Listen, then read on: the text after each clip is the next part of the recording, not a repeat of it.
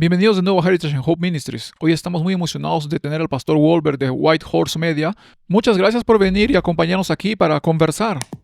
Sí, de nada, vivo a solo 10 minutos de aquí, así que es muy conveniente y un placer estar con ustedes. Sí, estoy muy emocionado de que ahora esté en el sur de Tennessee para que podamos tener más conversaciones interesantes. Ha sido una bendición estar aquí durante aproximadamente un mes y medio. Han estado sucediendo muchas cosas en el mundo y creo que los eventos se están moviendo muy rápido. James, ¿tú también dirías lo mismo? Sí, Y James, veo que llevas algo un poco diferente hoy. ¿Qué llevas puesto? sí, nuestros amigos acaban de regresar de Filipinas y se encontraron con la tribu Balang en las montañas y son observadores del canal y se tomaron, no me imagino el tiempo que tomó crear esto, pero un regalo, fue muy amable de su parte y sí, muy agradecido, fue un gesto muy amable. Qué bien, es bueno tener observadores de todo el mundo. Entonces, James, ¿qué hemos visto que está sucediendo en la sociedad que nos está llevando hacia el clímax final de la historia de esta tierra? ¿Qué has visto que te haya llamado la atención? Sí, están pasando muchas cosas ahora mismo. Quizás hayan visto las noticias aquí recientemente sobre la reunión de Carlos con el Papa León. Esta fue la primera vez que algo así sucedía en unos 500 años. Así que es una ocasión muy trascendental si piensas en la Iglesia de Inglaterra y la brecha entre ellos y el catolicismo históricamente. Definitivamente es un movimiento bastante monumental. También vimos al presidente o vicepresidente J.D. Vance decir algo en el evento decisivo en Old Miss y pensé que podríamos reproducir un poco de eso aquí brevemente. Sí, escuchemos. Y quiero asegurarme de que todos estén en la misma página aquí. Entonces, si volvemos a la primera enmienda, no dice separación de la Iglesia y el Estado, dice que el Congreso no promulgará ninguna ley que establezca una religión. Pero si nos remontamos a la época de la fundación, varios estados reconocieron formalmente a las iglesias. Así que existía la Iglesia Anglicana de Virginia, era la iglesia oficial del estado de Virginia. En ese momento, Maryland era la única colonia mayoritariamente católica, o al menos tenía una representación católica significativa de las 13 colonias originales. Hay mucha información al respecto y sí, creo que lo que sucedió es que la Corte Suprema interpretó que el Congreso no debe promulgar ninguna ley con respecto al establecimiento de una religión, lo que en la práctica expulsó a la Iglesia de todo espacio público a nivel federal y local. Creo que fue un terrible error y aún sufrimos las consecuencias, pero sí, y creo que este es tu punto, si se deshiciera de eso, si se volviera un sistema que los fundadores realmente concibieron, donde el Congreso no estableciera una religión establecida, sino que la gente en sus comunidades locales pudiera hacer lo que quisiera, creo que sería un sistema mejor que el actual. Pero creo que el principio más importante que debemos recordar es que no hay que expulsar a Dios por completo de la esfera pública, que es lo que hemos hecho en los Estados Unidos modernos. No es lo que querían los fundadores, no es bueno para los Estados Unidos y cualquiera que diga que la Constitución lo exige, les miente. Sí, hay mucho que decir al respecto y probablemente cubriremos más información al final sobre la actualización de la ley dominical, pero una de las cosas que este tipo de discusión recuerda son los eventos de 1888, donde ciertamente hubo mucha persecución contra los adventistas cuando comenzamos a ver más movimientos hacia la legislación dominical. Un par de personas comentaron defendiendo la causa de la libertad religiosa.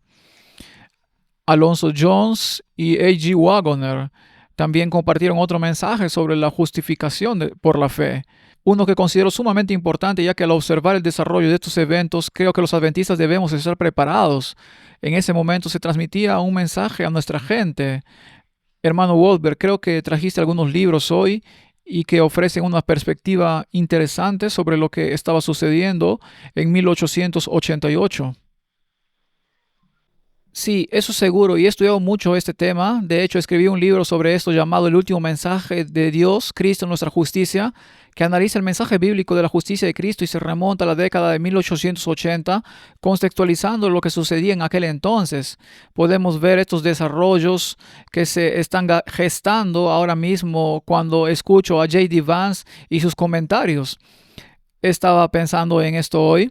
Y cuando alguien se pone de pie y dice que no cree en la separación de la iglesia y el Estado, que no está en la Constitución ni la primera enmienda, mi pensamiento natural es, ¿en qué crees? Si no crees en eso, ¿en qué crees? Y luego se remontó a las primeras colonias, a los primeros estados, Y es cierto que en nuestras colonias había iglesias conectadas con el Estado. Y creo que el hermano Vance necesita investigar un poco más la historia, incluso antes de eso, donde una iglesia en Europa creía que era completamente legítimo imponer su voluntad a través del Estado, y eso ha estado sucediendo durante mucho tiempo. O sea, sucedió en la antigua Roma. El paganismo impuso su religión a través del Estado y luego la Roma papal impuso su religión a través del Estado y muchas de las colonias impusieron su religión a través del Estado. Sucedió en la Iglesia de Inglaterra, sucedió en Estados Unidos, sucedió en la década de 1880, cuando se estaban empezando a aplicar leyes dominicales, y adventistas y probablemente otros que no los seguían, y muchas veces eran castigados, azotados, encadenados, perseguidos. Y este libro, sin duda, ha visto de Alonzo T. Jones, titulado La Ley Dominical Nacional, describe lo que estaba sucediendo en el contexto de nuestro estudio de la justificación por la fe como iglesia. Este libro describe un proyecto de ley dominical presentado al Comité Senatorial de Educación y Trabajo el 13 de diciembre de 1888 por el senador Blair. Él impulsa una ley dominical nacional en Estados Unidos, parte del contexto, y mucha gente no lo entiende bien. No han profundizado en cómo surgió la justificación por la fe en la iglesia adventista en el contexto de la ley dominical. Pero es casi imposible comprenderlo a menos que comprendamos la interpretación adventista del libro de Gálatas, lo que estaba sucediendo. Hay versículos en Gálatas como este. Este es Gálatas capítulo 3, versículo 24, donde Pablo dijo que de manera que la ley ha sido nuestro ayo para llevarnos a Cristo a fin de que fuésemos justificados por la fe. Pero venida la fe ya no estamos bajo ayo. Así que este es el Nuevo Testamento de Pablo. Pablo escribió la mayor parte del Nuevo Testamento, Gálatas 3, 24 y 25. Y lo que sucedía en aquel entonces era que a medida que el adventismo crecía y se fortalecía desde las décadas de 1850, 1860, 1870 y 1880, los adventistas enseñaban a la gente sobre el sábado. Y muchas veces los pastores no adventistas que guardaban el domingo desafiaban a los adventistas y les decían: ustedes los adventistas están equivocados, están promoviendo el sábado, están promoviendo la ley, necesitan leer el libro de Gálatas. Y luego decían: Gálatas habla de la ley y la ley simplemente nos señaló a Cristo y ahora que Jesús ha venido ha desaparecido. Y citaban versículos como este. Así que los adventistas adoptaron una respuesta para evadir esas acusaciones. Su respuesta fue que el libro de Gálatas trata realmente de la ley, pero esa ley es la ley ceremonial, no son los 10 mandamientos. Y entonces cuando Pablo habla de que la ley nos señala a Cristo, es la ley ceremonial. Y esa fue la respuesta adventista a los ministros de otras iglesias que luchaban contra nuestro énfasis en el sábado. Y lo que sucedió fue que alrededor de 1886, 1887 y luego 1888, tuvimos una gran sesión de la Conferencia General en Minneapolis, Minnesota, y había 2 jóvenes en ese momento que vinieron de la costa oeste y comenzaron a escribir artículos en la revista Señales de los Tiempos. Eran coeditores de las Señales de los Tiempos y comenzaron a adoptar la postura de que la ley en Gálatas es la ley moral, no la ley ceremonial. Y en 1888, cuando el proyecto de ley del senador Blair estaba pendiente en el Congreso, los adventistas analizaron esto y dijeron que según lo que hemos enseñado durante tanto tiempo, eventualmente habrá una ley dominical en Estados Unidos y que estamos al borde de esto. Y concluyeron, algunos líderes de la iglesia concluyeron que si el domingo se imponía por ley y luego los ministros de otras iglesias dijeran que la ley de Gálatas era la ley moral, les preocupaba que nuestros argumentos se desvanecieran. Y ahora tenemos a Jones y Waggoner diciendo que es la ley moral. Y para ellos, para algunos de los líderes de nuestra iglesia, G. Butler y Smith, concluyeron que Waggoner y Jones eran peligrosos porque estos hombres estaban desmintiendo nuestro argumento que necesitamos tener en medio de una ley dominical. Pero Waggoner y Jones, especialmente Waggoner, tenían una perspectiva diferente. Creía que la ley en Gálatas era la ley moral, pero su perspectiva era muy diferente. Por eso necesitamos profundizar en esto.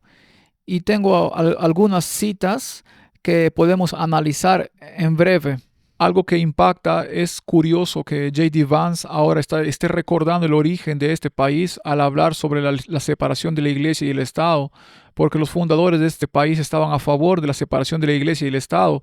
James Madison, por ejemplo, el 2 de marzo de 1819, en una carta a Robert Walsh, dice: el número, la laboriosidad y la moralidad del sacerdocio, así como la devoción del pueblo, han aumentado manifestamente gracias a la separación total de la iglesia y el Estado. Es decir, no puede ser más claro, ¿verdad? Exacto, depende de cuánto tiempo atrás se remonte. ¿Cuánto tiempo atrás se remontó J.D. Vance cuando habla de los fundadores? Se refería a quienes redactaron la Constitución y la primera enmienda, quienes defendían al Congreso y la religión, que el Congreso no podía imponer la religión, o se remontaban a tiempos más remotos, a Jamestown y la colina de la bahía de Massachusetts, donde creían que era totalmente legítimo que la iglesia impusiera su voluntad a través del Estado. Así que tenemos que desentrañar esto, y las colonias, en realidad, su visión desconocida para ellos era en realidad católica, era una visión papal. Decía que la iglesia puede implementar su voluntad o la de Dios a través del Estado. Eso fue lo que pasó en Europa, eso fue lo que pasó en Inglaterra y también en la América colonial. Bueno, si regresas a George Washington y tiene una cita de 1790, los ciudadanos de los Estados Unidos de América tienen derecho a aplaudirse por haber dado a la humanidad ejemplos de una política amplia y liberal, una política digna de imitar. Todos poseen la misma libertad de conciencia e inmunidades de ciudadanía. Así que la libertad de conciencia significa que tienes el libre derecho moral de decidir si vas a seguir a Dios o no. Es decir, ¿qué más es la libertad de conciencia? ¿Hasta dónde se define eso? Podemos ir a Thomas Jefferson en 1808. Toda sociedad religiosa tiene derecho a determinar por sí misma los momentos y los objetivos adecuados para estas prácticas según sus propios principios. Y este derecho nunca puede estar más seguro que en sus propias manos, donde la Constitución lo ha depositado. Así que existe esta noción de que sí, los fundadores de este país ciertamente fueron en esa dirección. Ahora, no digo que todos lo hicieran, ciertamente hay múltiples perspectivas en este argumento, como dices, es decir, ¿cuánto tiempo atrás se remonta? Pero los peregrinos que vinieron aquí, ¿por qué vinieron y desembarcaron en Plymouth Rock? Fue específicamente por la libertad religiosa. Así es, buscaban la libertad religiosa, pero desafortunadamente negaron a otros la libertad que buscaban, que deseaban. Y creo que hay cosas que necesitan ser aclaradas. Y Jesús tiene una manera perfecta de hacerlo. O sea, Él es nuestro maestro de la clarificación. Y en Mateo 22, cuando le dijo a un grupo de personas: dad al César lo que es del César y lo que es del César, y a Dios lo que es de Dios, Jesús hizo una distinción muy clara entre lo que es del César y lo que es de Dios. Y lo que es del César legítimamente tiene que ver con el gobierno civil y la aplicación de las leyes que castigan el crimen. Pero lo que es de Dios tiene que ver con la religión y trata con el pecado. Y el papel de Dios en la sociedad tiene que ver con llegar al corazón, a la mente, a la conciencia, a través del Espíritu Santo. El papel del gobierno es mantener a la gente civilizada para que no se roben ni se maten entre sí. Y Jones entendió muy bien que hay una distinción entre la esfera del César y la de Dios. Y cuando pensamos en la imposición del domingo o en lo que sucedió en Europa durante la Edad Media, en Inglaterra o en la América colonial, y lo que sucedió en la década de 1880 con los adventistas que no se adhirieron a las leyes dominicales, se enturbió el panorama y la iglesia usó el Estado para imponer lo que consideraba la voluntad de Dios, y ese es un problema. Sí, ese es un punto que quiero abordar porque, como usted mencionó, es un punto importante sobre Gálatas. Esta discusión sobre la ley ceremonial y moral fue uno de los catalizadores que alimentó la desconfianza hacia Jones y Waggoner. Pero al analizar la historia, no fue solo eso. Incluso hubo una cuestión que estamos abordando aquí. Uriah Smith no quiso que Jones hablara en el tabernáculo porque creía que había llevado demasiado lejos las posturas de la Reforma Nacional. Y no solo la cuestión de la justificación por la fe. Y eso es algo con con lo que me estoy topando incluso hoy cuando mencionaste Mateo 22. Encontraste esta cita de la hermana White donde dice, la discriminación es traída enfáticamente por nuestro Señor en la orden: dad pues al César lo que es del César y a Dios lo que es de Dios. En el ámbito de las relaciones civiles, César es supremo. En la esfera de los deberes morales y religiosos, solo Dios es supremo. Así que Jones lleva esto al Comité Laboral de los Estados Unidos en 1888 y dice: si en el ejercicio de sus convicciones religiosas, bajo los primeros 4 mandamientos, si un hombre invade los derechos de su prójimo en cuanto a la vida, la familia, la propiedad o el carácter, el gobierno civil lo declara ilegal. ¿Por qué? ¿Porque es irreligioso o inmoral? Para nada. Ahora, quiero detenerme un momento. Define la moralidad como lo que se debe a Dios y la civilidad como lo que se le debe al hombre. Así que no es una definición vaga de como si supieras lo que está bien o mal. Específicamente el deber del hombre hacia Dios en cuanto a la moralidad y el deber del hombre hacia el hombre en cuanto a la civilidad. Así que dice para nada, sino porque es incivilizado y solo por esa única razón. Nunca puede ser apropiado que el Estado pregunte si un hombre es religioso o no, o si sus acciones son religiosas o no. La única pregunta siempre debe ser si la acción es civil o no. Esto se publicó no solo en el Comité Laboral, sino también en el Sentinel Americano en abril de 1888. Y encontramos que en 1890, que Elena de White recibió este mensaje. Dijo: mi guía a quienes participan en estos consejos. Ella continúa afirmando que en el Sentinel Americano se ha publicado la verdad para este tiempo. Tengan cuidado con lo que hacen, a menos que el Señor construya la casa. Trabajan en vano quienes la construyen. Entonces, ¿hubo alguna indicación aquí de la hermana White de que lo que se estaba publicando en el Sentinel Americano era luz? Y estos eran algunos de los principios que estos hombres defendían, como usted dijo, Mateo 22, dejando muy claro que lo que se debe a Dios y lo que se debe al hombre es lo que César puede legislar en términos de civilidad. Esa es su esfera, pero en términos de moralidad, lo que sea moral en ese contexto, lo que se debe a Dios es lo que estamos diciendo, lo que se debe a Dios. Solo Dios debe juzgar lo que le corresponde.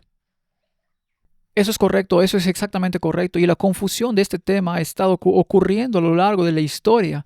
Miramos a Babilonia, el rey Nabucodonosor construyó una estatua a él mismo y dijo: inclínense y adoren a mi estatua. Así que creía que como gobernante del estado tenía derecho a imponer la religión. Falsa adoración. Su propia religión adorando mi estatua. Lo mismo ocurrió en Persia. Después de Babilonia vino Persia. Los persas tenían una ley que prohibía orar a cualquier dios excepto al rey durante 30 días. Y eso fue lo que metió a Daniel en problemas. Hubo tanta confusión en Babilonia, confusión en Persia.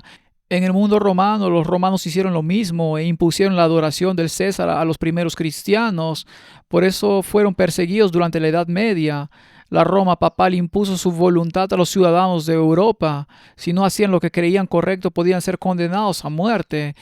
Ocurrió en Inglaterra, ocurrió en la América colonial, y los padres fundadores comprendieron esta historia y querían evitar el derramamiento de sangre en suelo estadounidense cuando la iglesia comenzara a imponer su voluntad a través del Estado. Ese es el gran problema. Ahora, si nos remontamos a 1880 y volvemos a la justificación por la fe, El domingo las iglesias protestantes estaban confusas al respecto y el senador Blair presentó su proyecto de ley al Congreso para que el domingo se hiciera cumplir por ley. Ya existían leyes dominicales y los adventistas sufrían a causa de ellas. Y los hermanos en la iglesia, muchos de los líderes de la iglesia, lamentablemente adoptaron la postura de que la manera de contrarrestar los argumentos de los ministros contra los adventistas que promovían el sábado era pasar por alto la ley, alegando que Pablo la pasó por alto en el libro de Gálatas. Y cuando Waggoner dijo no, es la ley moral, lo vieron como una amenaza. Pero analicemos esto con atención porque es muy importante comprender este texto para que cuando el tema se nos presente de nuevo, tengamos la mente clara, y Dios quería que la tuviéramos clara. Y por eso trajo a Jones y a Waggoner a Minneapolis. Así que volvamos a analizar ese texto. Quiero leer una declaración de Waggoner. Gálatas capítulo 3, versículo 23. Pero antes que viniese la fe, estábamos confinados bajo la ley, encerrados para aquella fe que iba a ser revelada, de manera que la ley ha sido nuestro ayo para llevarnos a Cristo, a fin de que fuésemos justificados por la fe. Pero venida la fe, ya no estamos bajo ayo, pues todos sois hijos de Dios por la fe en Cristo Jesús. He leído mucho sobre esto. Tengo el librito de Waggoner, El Evangelio en Gálatas, que se publicó en 1887. Tengo estudios bíblicos sobre el libro de Romanos. Creo que lo escribió en 1991. He leído la Ley Dominical Nacional. Y bueno, hay una cita aquí en este librito, El Evangelio en Gálatas, que es profunda. Esta es la página 37. Y él dice, si el gobierno y la sociedad son justos, y si un hombre es realmente culpable, no hay manera en la cual puede escapar del castigo a menos que tenga un defensor poderoso que pueda asegurar su perdón del gobernador. Así sucede con el pecador contra el gobierno de Dios. Y luego dice, los ojos del Señor están en todo lugar, de modo que no hay posibilidad de que pueda escapar moralmente del arresto del Señor por quebrantar su ley. Y luego dice, tan pronto como el hombre ha pecado, es atrapado por la ley y está inmediatamente bajo la condenación de muerte, porque ya se ha declarado que la paga del pecado es muerte. Ahora está encerrado por todos lados por la ley. No hay uno solo de los mandamientos que no sea contra él, porque no hay un hombre en la tierra que no los haya quebrantado todos. Al principio, el pecador puede no ser consciente de su encarcelamiento, no tiene sentido del pecado y no intenta escapar. Pero cuando la ley de Dios le es aplicada por el Espíritu Santo de tal manera que puede comprender sus exigencias y su incumplimiento, queda bajo convicción. Y luego dice, para llevar a cabo la figura, podríamos decir que el Espíritu de Dios hace que los muros de su prisión se cierren sobre él. Su celda se estrecha y se siente oprimido, y cuando lucha desesperadamente por escapar, empieza por un camino. Pero el primer mandamiento se alza contra él y no lo deja libre, se desvía, pero ha tomado el nombre de Dios en vano, y el tercer mandamiento le niega la libertad en esa dirección. De nuevo, lo intenta, pero ha cometido adulterio, quebrantando el séptimo mandamiento, y este presenta una barrera impenetrable en esa dirección que le impide escapar. Así que son los 10 mandamientos. Se niegan rotundamente a concederle la libertad porque los ha violado todos. Y solo quienes guardan los mandamientos de Dios pueden andar en libertad. Salmo 119:45. Está completamente encerrado por todos lados. Sin embargo, solo hay una vía de escape, porque solo hay una vía de escape y es a través de Jesucristo. Cristo es la puerta, Juan 10:9, y entrar por esa puerta da libertad, Juan 8:36. Puesto que el pecador está en prisión, no puede obtener libertad excepto por la fe en Cristo. Es totalmente cierto decir que está confinado, citando Gálatas 3, a la fe que le sea revelada posteriormente. Así como Waggoner, los no adventistas interpretaron esto como la ley moral, como una razón para eliminarla. Algunos líderes de nuestra iglesia en la década de 1880 interpretaron esto como una ley ceremonial para responder a los críticos que decían que era la ley moral y por lo tanto había desaparecido. Waggoner adoptó una postura diferente. La postura de Waggoner era que esta es la ley moral y es tan santa, tan justa y tan pura que cuando el Espíritu Santo la usa para convencerte de pecado, toda tu justicia propia desaparece. Estás confinado a una sola solución y la única solución es la fe en Jesucristo. Permítame leerlo de nuevo. Mas la Escritura lo encerró todo bajo pecado, para que la promesa que es por la fe en Jesucristo fuese dada a los creyentes. Ese es el versículo 22. Gálatas 3:22. Pero antes que viniese la fe, estábamos confinados bajo la ley, encerrados para aquella fe que iba a ser revelada.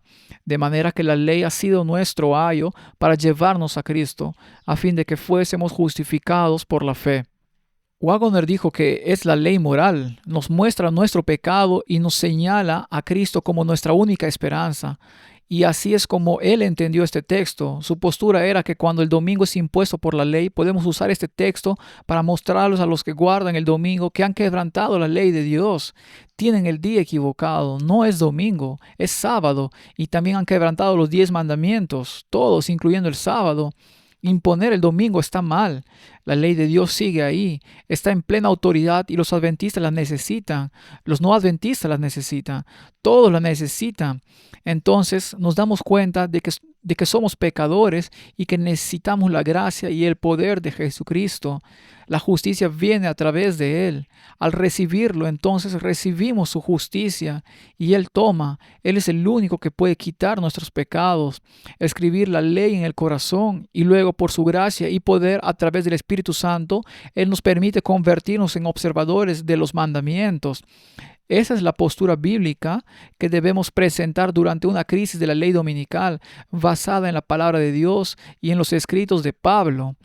Waggoner y Jones lo comprendieron y Dios usó a estos hombres durante el contexto de una crisis de ley dominical o una crisis inminente, no para socavar nuestros argumentos, sino para fortalecerlos y mostrar a los adventistas y al mundo que todos necesitamos de Jesús.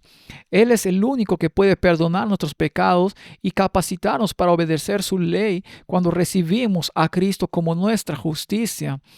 Esa es su perspectiva de Gálatas 3 y es tan bíblica como la Biblia y la necesitábamos entonces y la necesitamos ahora.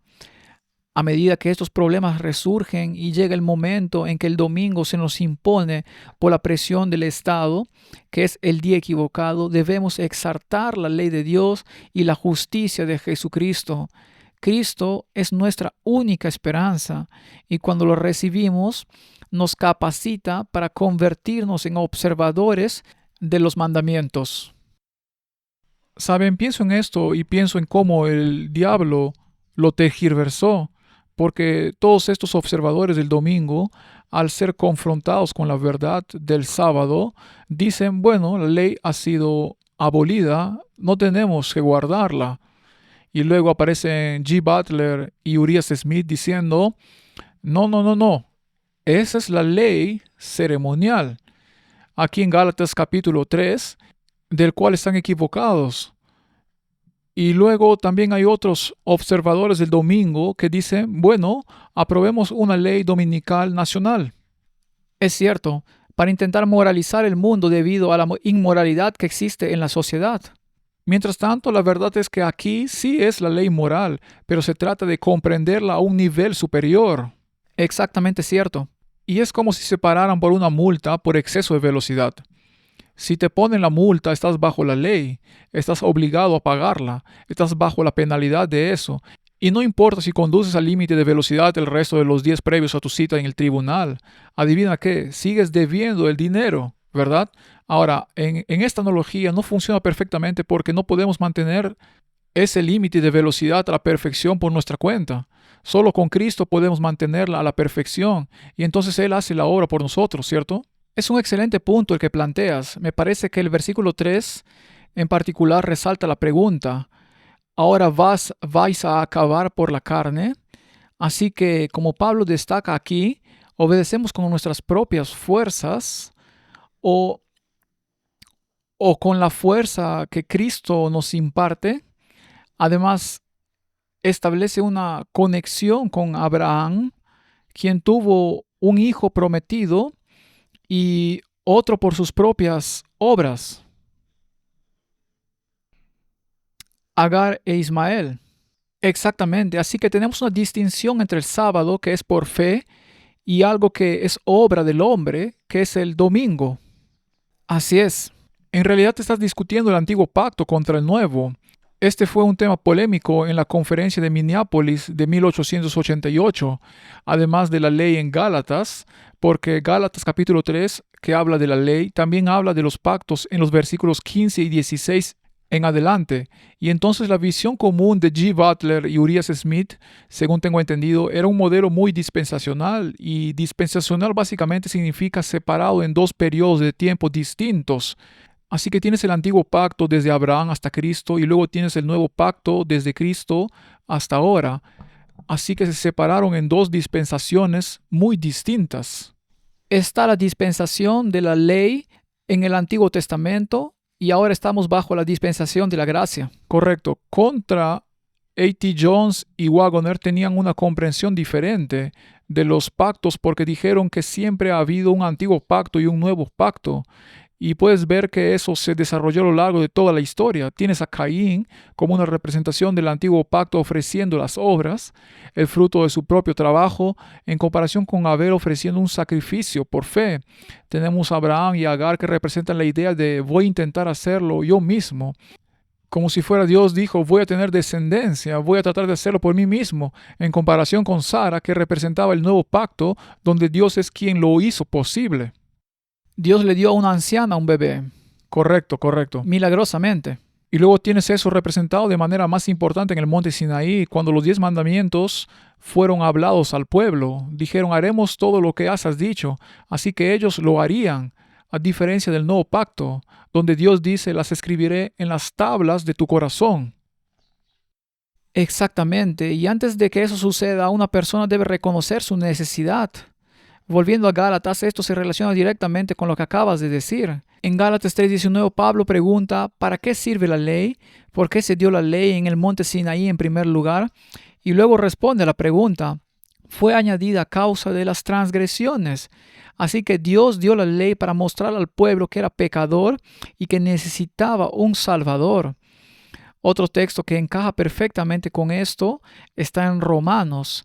Creo que es el último versículo del capítulo 5, si lo encuentro aquí. Quizás los dos últimos versículos. Pablo dice lo mismo en Romanos 5:20, pero la ley se introdujo y eso fue lo que sucedió en el monte Sinaí. Dios dio su ley.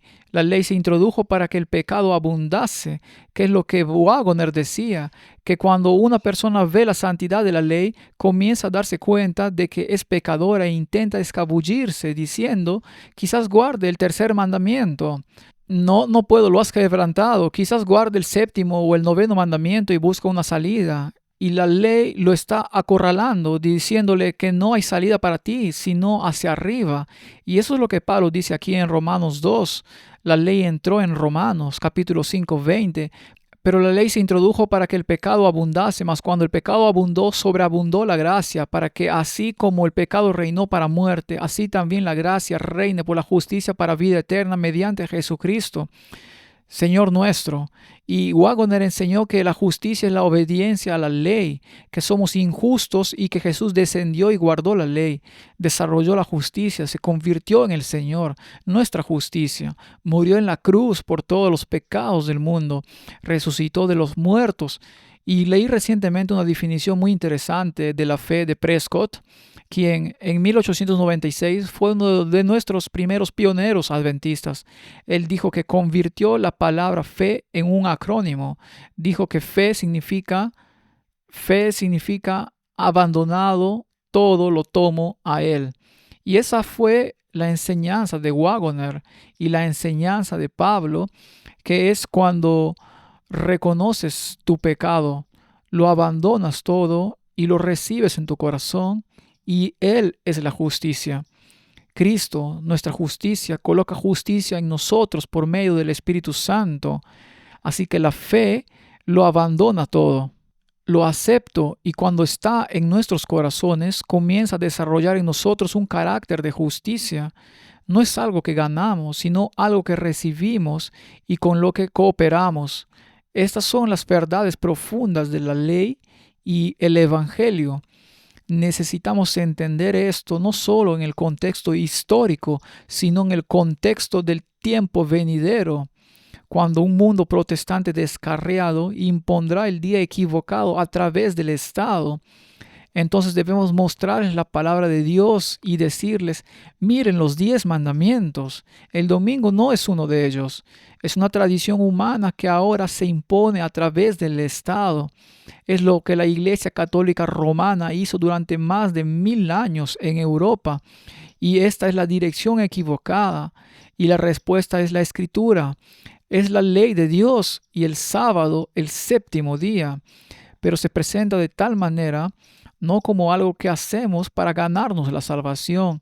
Se presenta de tal manera que el Espíritu Santo puede darnos convicción de que somos quebrantadores de la ley, despojados de toda otra puerta de esperanza, y nos señala a una sola persona que puede perdonarnos y cambiarnos, y ese es Jesucristo, nuestra justicia. Y ese es el mensaje de Jones y Waggoner en el contexto de la crisis de 1888. Es el mensaje de Pablo en Romanos y Gálatas y se convertirá en el mensaje final durante la crisis final de la ley dominical que nos sobrevendrá en el futuro cercano. Necesitamos comprender este mensaje para poder afrontarlo mediante el poder del Espíritu Santo, presentando la ley y el Evangelio juntos. Amén. Algo que quería destacar, como mencionaste, sobre los pactos, hemos estado comentando un poco sobre esto, volviendo a Caín y Abel, la diferencia entre la humildad y reconocer que Cristo es quien reinará en nosotros en lugar de nosotros mismos. Israel dijo, todo lo que el Señor ha dicho, haremos. En el antiguo pacto intenta hacerlo con sus propias fuerzas. Se remonta a Lucifer, quien en el cielo, ascenderé al cielo, exaltaré mi trono, me sentaré en el monte, ascenderé por encima de las nubes, seré como el Altísimo. Algo que quería destacar aquí y aprovechar esta oportunidad para compartir parte de la investigación que hemos estado haciendo, una nueva actualización. Hay un poder y sabemos que al final de los tiempos este poder se ha exaltado por mucho tiempo por encima de la ley de Dios. Ha seguido este antiguo pacto, por así decirlo, de autoexaltación. Ese sería el poder papal. Hoy compartimos una nueva investigación para este video en particular. En el año 1609, un jesuita escribió sobre un manuscrito papal. Había una glosa en los decretos y leemos aquí mismo que este jesuita en particular afirmó que la glosa Dominium Deum Nostrum Papam en el manuscrito Cencelin no existía en la biblioteca digital del Vaticano. Esto fue en 1610, esta publicación en particular aquí, y pueden ver el latín allí. Y la razón por la que esto es importante es porque en el conflicto de los siglos, la hermana White mencionó cómo el Papa era llamado nuestro Señor Dios, el Papa. Pero por supuesto los jesuitas ya en 1609, 1610 lo negaron. Pero bueno, me complace anunciar que después de 400 años de hecho, en los últimos 2 años, hemos localizado el manuscrito original del siglo XIV en la Biblioteca Digital del Vaticano. Este es el primer hallazgo del manuscrito original del siglo XIV en la historia adventista según mi conocimiento. Hemos hecho referencia previamente a manuscritos del siglo XVI que incluían la glosa después de que los correctores se llevaran a cabo en el día de Gregorio XIII. Pero aquí está la glosa. Creer que nuestro Señor Dios, el Papa, el creador de dicho decreto, no pudo decretar como lo hizo, debería considerarse herético. El Dominium Deum Nostrum Papam se encuentra en Batlat 1397 folio 166b. Lo que se mencionó en el conflicto de los siglos, en la página 50, ha sido reivindicado y un misterio de 400 años se ha resuelto, afirmando que el conflicto de los siglos ha sido verdadero a pesar de todas las personas que han dudado a lo largo de los años. Y en caso de que alguien diga, bueno, eso es solo una glosa, También concorda con Distinction 96 y las Decretalias de Gracián según su evidenciador, donde se declaró que el Papa podría ser llamado Dios por un piadoso príncipe, Constantino, ya que es evidente que Dios no puede ser juzgado por el hombre. Esa parte de las Decretalias de Gracián se convirtió en parte del Corpus Horus Canonici, que posteriormente se publicó con el privilegio y permiso de Gregorio XIII. Esto formaba parte fundamental del derecho canónico. La glosa aquí no era incompatible con el derecho canónico. Esto demuestra que el diablo ha defendido durante mucho tiempo el egoísmo, el orgullo y la autoexaltación, no solo en el antiguo pacto, sino también dentro del poder papal, hasta el punto de pensar en cambiar los tiempos y las leyes. Y eso es lo que está provocando esta controversia final. Y ese es el problema. En el cielo, Lucifer quería ser Dios, y esa declaración del Papa diciendo que Él es el Señor Dios, ese es el espíritu del diablo, y es una violación del primer mandamiento que dice: no tendrás otros dioses delante de mí. Así que ya sea el diablo, el Papa o la gente que promueve el domingo, todo está arraigado en el egoísmo, el orgullo, la tradición, y todo son violaciones de la ley de Dios. Necesitan un Salvador, necesitan a Jesucristo, nuestra justicia, y esa es nuestra única esperanza, y ese es nuestro mensaje en el contexto de allá en el cielo con el diablo, y en la historia con el Papa, y en la imposición final de la ley dominical, y en la confusión de la separación de la iglesia y el Estado. Y necesitamos estudiar a fondo nuestras Biblias para saber que Jesucristo es nuestra justicia y que la ley de Dios está plenamente vigente. No se puede cambiar. Y Cristo es el único camino por el cual podemos ser perdonados y transformados por el Espíritu Santo, y luego capacitados para guardar la ley real, porque es una buena ley, y lo mejor para nosotros es ser obedientes, no desobedientes. Bueno, realmente lo mencionaste. Todo se trata de orgullo, y creo que ese fue el pecado que provocó toda esta gran controversia. Lees lo que Elena de White dice aquí en Señales de los Tiempos, 9 de abril 1902, el más desesperado, el más incurable de todos los pecados es el orgullo, la autosuficiencia. Este pecado impide todo avance, todo crecimiento en la gracia. Ha causado la ruina de miles y miles de almas. Un hombre puede ser un gran pecador, pero si se da cuenta de que pecó contra Dios, si se arrepiente, confiesa sus pecados y se esfuerza por restituir el pasado, recibirá perdón. Dios declara: al que a mí viene, no le echo fuera. Su promesa al alma contrita y arrepentida es: aunque vuestros pecados sean como la grana, como la nieve serán emblanquecidos, aunque sean rojos como el carmesí, como la lana blanca serán. Pero cuando un hombre está tan lleno de autosuficiencia que no puede ver sus faltas, ¿cómo puede ser limpiado del pecado? Así que, yendo a Gálatas, ¿por qué se nos muestra la ley? Específicamente porque es un espejo. David habla de: en tu ley medito de día y de noche. ¿Por qué? ¿Por qué meditaba en la ley de Dios? Porque al compararte con ella, no puedes evitar darte cuenta de que es imposible cumplirla con mis propias fuerzas. Si tienes orgullo, estás quebrantando el primer mandamiento. Te estás entronizando como aquel a quien adorar, como aquel a quien... Como Dios, tal como el Papa y Lucifer en el cielo. Correcto. Y esa es la esencia de la cuestión. Miramos la ley, reconocemos nuestro propio fracaso y buscamos el arrepentimiento, teniendo fe en que Dios puede morar en nosotros para limpiarnos de toda maldad, porque lo ha prometido. Es cierto, la fe, abandonando todo, lo tomo a Él. Correcto, y este es el mensaje. Si estudias más a fondo lo que dice Elena de White, este es el mensaje de la justificación por la fe que realmente creo que traerá la lluvia tardía. Permítame leer una cita rápida. 2 años antes de 1888, Elena de White estaba en Suiza y un ángel se le acercó y le dijo, ella está citando, dijo mi guía, refiriéndose a lo que él dijo el ángel, El ángel le dijo, aún queda mucha luz por brillar de la ley de Dios y del evangelio de justicia. Este mensaje, entendido en su verdadero carácter y proclamado en el Espíritu, iluminará la tierra con su gloria. Así que lo que iluminará la tierra es la combinación correcta mediante el Espíritu Santo de la ley que nos muestra que somos pecadores, porque es el estándar de carácter de Dios. También enseña humildad, y luego el mensaje de la justicia de Cristo, que es nuestra única esperanza. Y mencionaste los pactos, según tengo entendido. El antiguo pacto fue ratificado con la sangre de animales. El nuevo pacto se ratifica con la sangre de Cristo. El antiguo pacto era la ley escrita en piedra. En el nuevo pacto la ley está escrita en el corazón.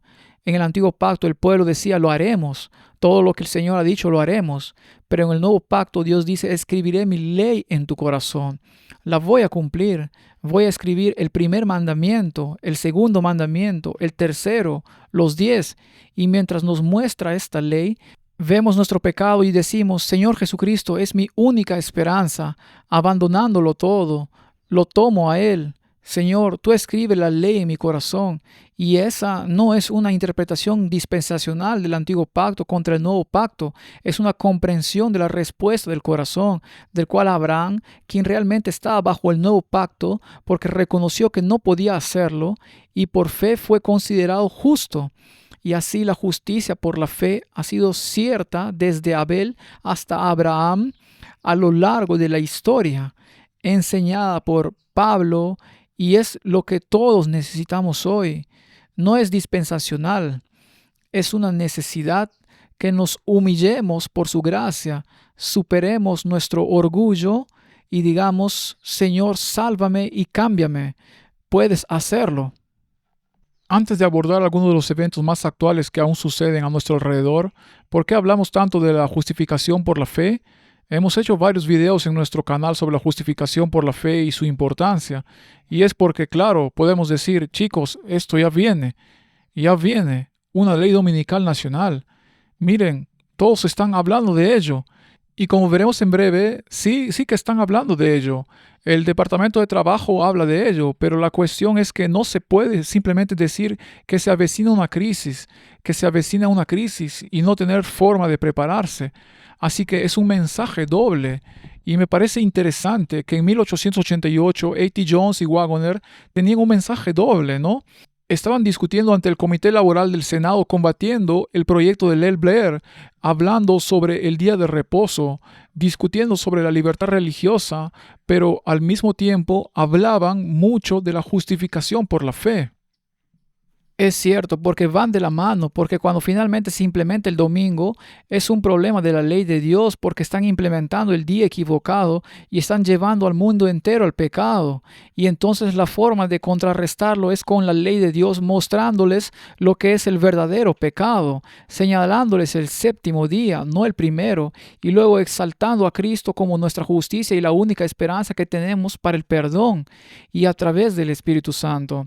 Me gusta la forma en que Pablo, al construir su argumento a favor de la justicia de Cristo, dice en Romanos 8:4, para que la justicia de la ley se cumpliese en nosotros, que no andemos conforme a la carne, sino conforme al Espíritu.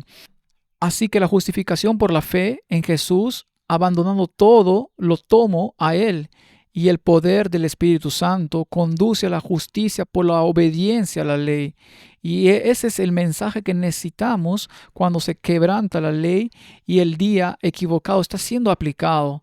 Así que ahí es donde el mensaje del tercer ángel y la crisis final apocalíptica y estos asuntos de la iglesia de Estado nos llevan al mensaje bíblico de la justicia de Cristo.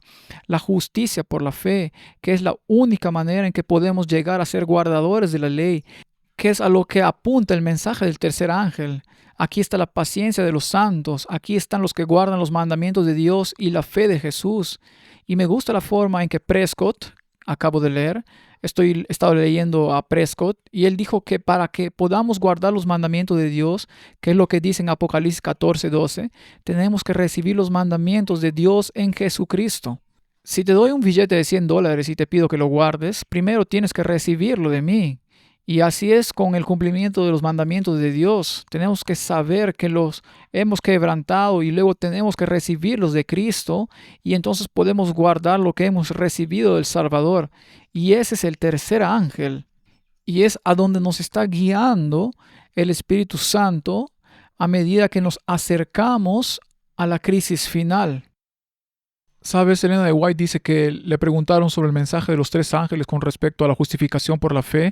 Ella dice, es el mensaje de los tres ángeles en verdad. Pero, ¿sabes? James, de hecho, hubo algunos comentarios aquí que estamos viendo, incluso, de nuevo, estamos viendo más presión para una ley dominical nacional. Creo que hubo una diapositiva por parte del Departamento de Trabajo, ¿no?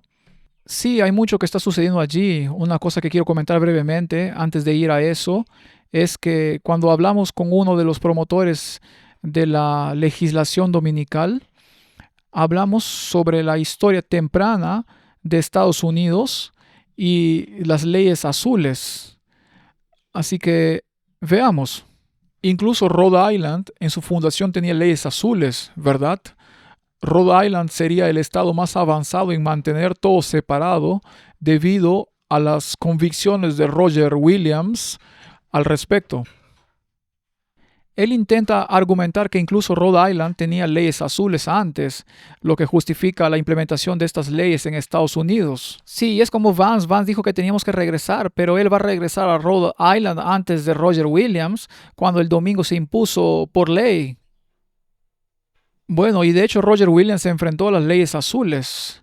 John Winthrop escribe aquí mismo en su revista, afirma que el señor Williams se había negado a unirse a la congregación de Boston y había declarado que el magistrado no podría castigar la violación del día de reposo. Así que cuando Douglas Wilson hace referencia a que Rhode Island tenía leyes azules debido a las convicciones de Roger Williams al respecto, se desvió de las convicciones de Roger Williams. No lo estaban siguiendo. De hecho, se estaban desviando de él cuando tenían estas leyes azules. Y simplemente revela la misma confusión sobre asuntos de la iglesia y el Estado que tenía el Imperio Romano y la persecución de los cristianos que la iglesia papal tuvo durante la Edad Media. Los cristianos perseguidos por la iglesia de Inglaterra perseguían a los inconformistas y luego los puritanos cruzaron el Atlántico y desembarcaron en América. Todavía estaban confundidos e incluso Rhode Island estaba confundida y todavía están aplicando el domingo, y Roger Williams trazó un nuevo rumbo y eventualmente eso llevó a la formación de la Constitución y la primera enmienda, separando las cosas del César y las cosas de Dios, que el gobierno no debería imponer una religión que se remonta a Jesucristo, las cosas del César y las cosas de Dios que enseñó Jones en 1888 y que necesitamos entender hoy.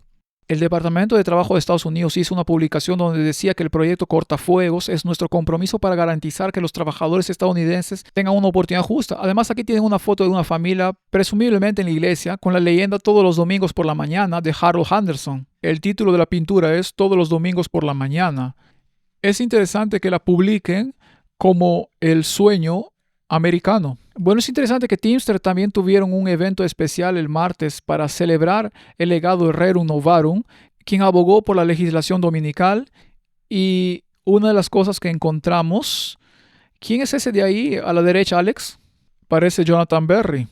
Sí, Jonathan Berry, por supuesto, es católico y participó en esa reunión. En Twitter recientemente hemos visto muchos titulares.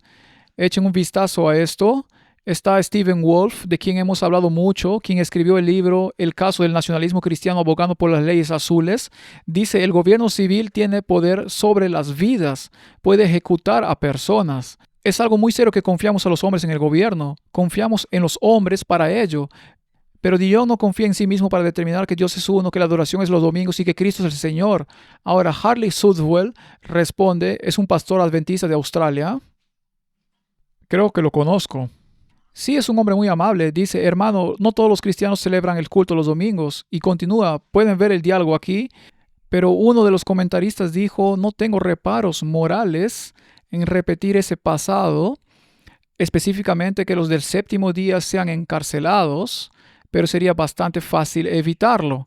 Así que cuando empiezan a hablar de la pena de muerte, la ejecución civil y el culto los domingos en la misma publicación de Twitter, empieza a sonar muy inquietante.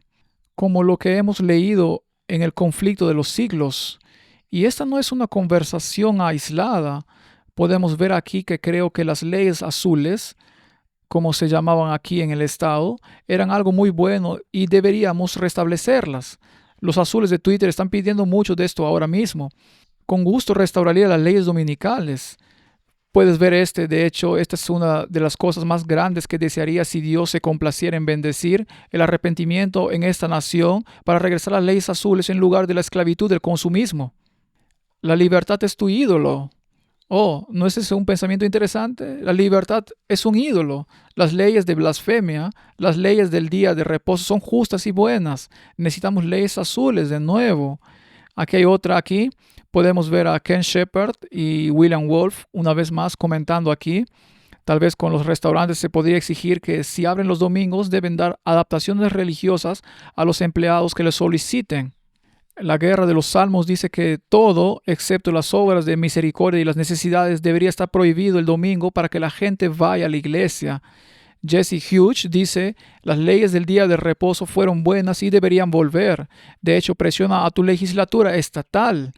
Me parece que Twitter se ha convertido en un lugar, es decir, hace unos años era una plataforma liberal, como Twitter en su época, pero X, ahora que es propiedad de Elon Musk, parece que se ha convertido en un bastión para quienes tienen este diálogo o idea en particular para comentar y compartir, porque estamos viendo mucho impulso a la legislación dominical en Twitter últimamente.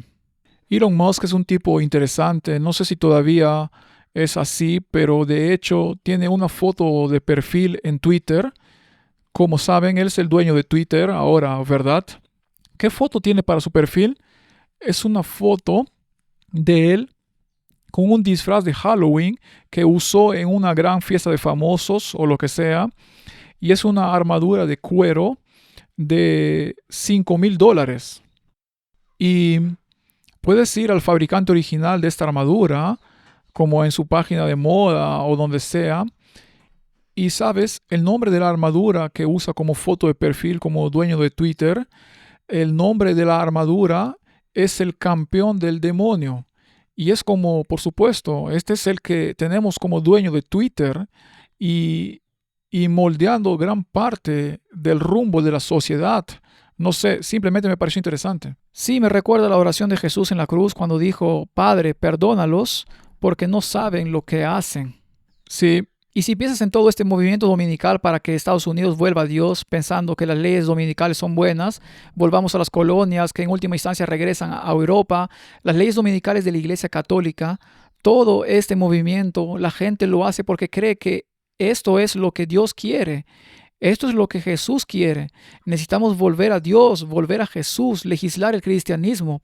Y sin embargo, en Mateo 15, Jesús habló con los líderes religiosos, con los fariseos. Y en el versículo 3 les respondió y les dijo, este es Jesús hablando con los fariseos. Él dijo, ¿por qué transgredís el mandamiento de Dios por vuestra tradición? Y luego cita el cuarto y quinto mandamiento. Porque Dios mandó diciendo, honra a tu padre y a tu madre. Así que cita el quinto mandamiento y nosotros citamos el cuarto. Y luego en el versículo 9 dijo, en vano me honran enseñando como doctrinas, mandamientos de hombres. Y el domingo es un mandamiento de hombres, no es una doctrina bíblica, no está en los 10 mandamientos, nunca se enseñó en el Nuevo Testamento como algo necesario. Y sorprendentemente, Jesucristo, si nos fijamos en Mateo, Marcos, Lucas y Juan, guardó el sábado, enseñó sobre el sábado, sanó en sábado, dijo que era el Señor del sábado, dijo que es lícito hacer el bien en sábado, y Jesús nunca mencionó el primer día de la semana, ni siquiera una vez. Entonces, este movimiento que dice estar haciendo esto en nombre de Dios no tiene el apoyo de Jesucristo. Es una tradición de hombres. Y Jesús dijo específicamente que están transgrediendo el mandamiento de Dios para mantener su tradición. Bueno, es algo que la Iglesia Católica ha afirmado durante siglos, que lo cambiaron. Hablando de la Iglesia Católica, veamos este video. Robert Prevost en mayo eligió el nombre de León para honrar al anterior papa, quien se centró en la dignidad de los trabajadores. Hoy el Papa, reunido con los líderes sindicales de Chicago, les dijo que no solo debían honrar los derechos de los trabajadores, sino también especialmente durante este tiempo de crisis en Chicago. Concéntrese en la inmigración. Si bien reconocemos que se necesitan políticas apropiadas para mantener a las comunidades seguras, los animo a seguir abogando porque la sociedad respete la dignidad humana de todas las personas. Esto demuestra que lo que esperábamos desde hace tiempo de la hermana de White sobre la participación de los sindicatos y la legislación dominical, ya que, como saben, eso era parte de Rerum Novarum, en realidad era una legislación dominical para proteger los derechos de los trabajadores. Se avecina una gran lucha por la verdad. Bueno, para profundizar un poco más en eso, el fin de semana pasado estuvimos en Atlanta predicando en una iglesia. No sé si la gente en línea sabe cuándo viajamos y cuántas veces vamos a la iglesia. Sí, pensé que solo estaban en California. Sí, lo estaba. Y también predicaban en Atlanta. Sí, volé a California y prediqué en una iglesia de allí, presentando una serie de 5 partes y luego acabamos de regresar de Atlanta. Estaba predicando en una iglesia por allá. Un caballero se me acercó justo después de hablar sobre las leyes dominicales y lo que estaba por venir. Dijo que era miembro de un sindicato y dijo, no entiendes, los sindicatos ya están impulsando eso. Ya tienen todo tipo de estipulaciones. Por ejemplo, si son después de las 8 p.m., un día laborable y te llaman para hacer algo, te pagan extra. Y ya se ha discutido mucho. Y claro, lo sé porque si lees algunos titulares sobre lo que piden los sindicatos, son los que más piden, es decir, el descanso dominical. Sé que es como ver cómo se desenrolla el pergamino y que al ver cómo suceden las cosas, diremos, sí, esto ya fue predicho. Así es, ¿qué dice Dios en el Antiguo Testamento? Que confirma la palabra de sus mensajeros. Y lo que sus mensajeros escribieron hace mucho tiempo está sucediendo ante nuestros ojos. Y debemos tener claros estos asuntos. Necesitamos centrarnos en Jesucristo. Necesitamos centrarnos en los mandamientos de Dios, no en los mandamientos de los hombres. Y debemos tener claro en el tema de la iglesia y el Estado que el César tiene un lugar y las cosas de Dios tienen el lugar moral del corazón. Y el papel del César no es intentar imponer la moral ni combatir el pecado. El papel del César es detener el crimen y lidiar con los asuntos civiles. No se ocupa del alma. Estaba leyendo, creo que fue Prescott, donde dijo, puedes pararte frente a otro hombre, yo puedo pararme frente a ti y decirle, te odio a muerte y quiero hacerte daño, quiero hacerte todo tipo de cosas. Pero el César no tiene ningún problema con eso. Dios sí, porque estoy quebrantando su ley en mi corazón. Pero ahora, César, si me acerco a la mesa y te golpeo o agarro un arma e intento matarte, ahí es donde entra el César. El papel del César es proteger el cuerpo para que otro no te hiera, no pueda robarte, no pueda matarte ni quitarte a tu esposa. Ahí reside la dimensión del César. Pero César no tiene nada que ver con obligarme a guardar el domingo o guardar el sábado o convertirme al cristianismo. Eso es dominio de Dios. Alguien dijo una vez que cuando la iglesia pierde el poder de Dios, empieza a depender del poder del Estado para imponer lo que no puede inspirar. Sí, es muy cierto. Bueno, creo que este es un mensaje que debemos transmitir cada vez más con el tiempo.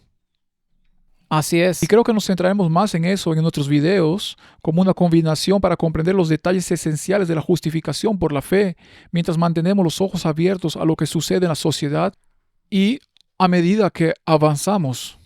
Así es, y hay una gran necesidad de eso.